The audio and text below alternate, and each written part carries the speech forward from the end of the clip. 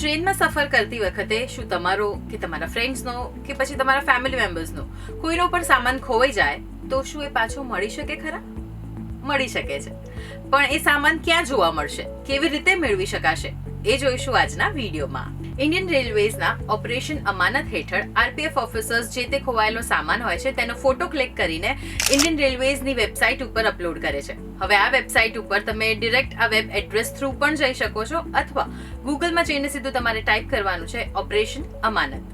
પછી passenger and freight service ઉપર click કરો. પછી સાઇટમાં ઓપ્શન ઓપન થઈ જશે. એમાં તમારે ક્લિક કરવાનું છે ઓન ઓપરેશન અમાનત.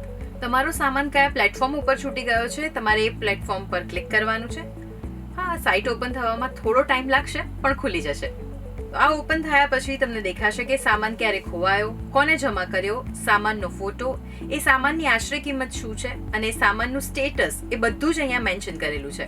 બસ તો પછી આ રીતે તમારે સાઇટ ઓપન કરીને જોઈ લેવાનું કે શું આરપીએફ ઓફિસરે તમારા ખોવાયેલા સામાનનો ફોટો અપલોડ કર્યો છે કે નહીં. અને જો કર્યો હોય તો તમારે રેલવે સ્ટેશન ઉપર જવાનું અને રેલવે સ્ટેશન જઈને તમારે જવાનું રહેશે લોસ્ટ પ્રોપર્ટી ઓફિસ સેન્ટરમાં.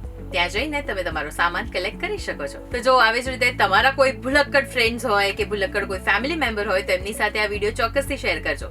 એટલે શું બીજી વખત જો કદાચ એ સામાન ભૂલી જાય તો વાંધો ના આવે, ચિંતા કરવાની જરૂર નથી. તમે આ રીતે એ સામાન પાછું મેળવી શકો છો.